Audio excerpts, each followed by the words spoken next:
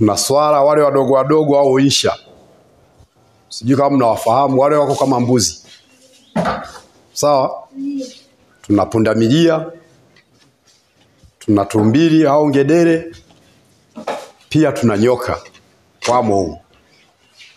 Livingstone alizaliwa katika mji mdogo wa Blantyre huko Scotland tarehe 19 mwezi wa 3 mwaka 1813. Livingstone alisomea uganga, hatimaye akawa amefaulu, akawa ni daktari na akaja Afrika mara 3 nyakati tofauti.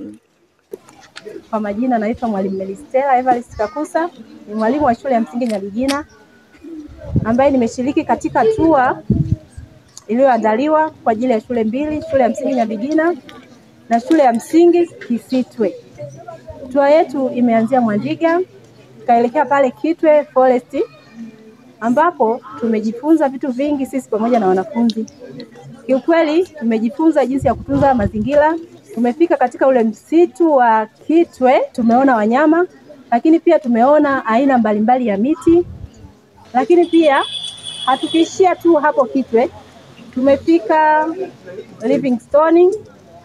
Katika makumbusho tumejifunza pia mambo mengi. Tumejifunza historia ya Livingstone kwa ujumla, pamoja na makumbusho na sehemu mbalimbali zilizopita mpaka sehemu aliyofia. Kwa hiyo watoto wamejifunza mambo mengi na wameweza kuuliza maswali mbalimbali kuhusiana na historia ya Livingstone.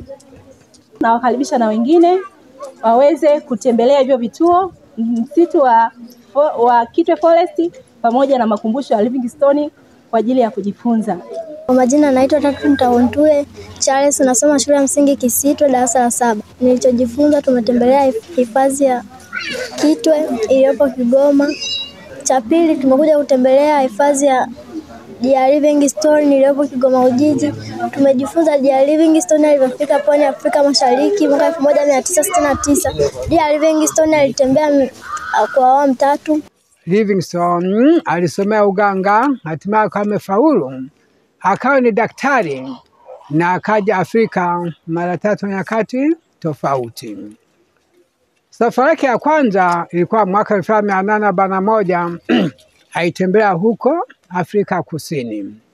Mwaka 1843 Livingstone alioa mtoto wa Robert Moffat, alikuwa anaitwa Mary Moffat.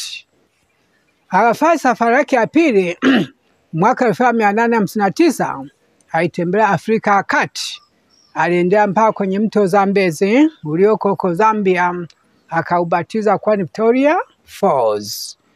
Safari yake ya 3 ilikuwa mwaka 1866. Safari yake ya huko Mikindani, Mtwara, mwanzoni mwa mto wa Ruvuma, akaenda naye mpaka kwenye ziwa Nyasa. Pia tumejifunza kuona hifadhi ya Kitwe na maeneo yake. Tumeona mazingira mazuri, maliasili nzuri, mazingira ya kupendeza.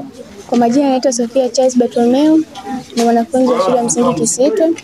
Leo tumefanya ziara ya kutembelea katika makumbusho ya Dr. Livingstone. Tumejifunza mambo mengi, historia ya ziwa Tanganyika. Ziwa la kwanza duniani kwa kina kirefu linaitwa ziwa Baikal, liko Siberia, Urusi, Russia huko. Lina mita 1740 mita kwenda chini. Na ziwa Tanganyika lina mita 1460. Kwa hiyo ziwa Tanganyika ni la pili duniani kwa kina kirefu, lakini kwa Afrika ni la kwanza kwa kina kirefu. Umeelewa?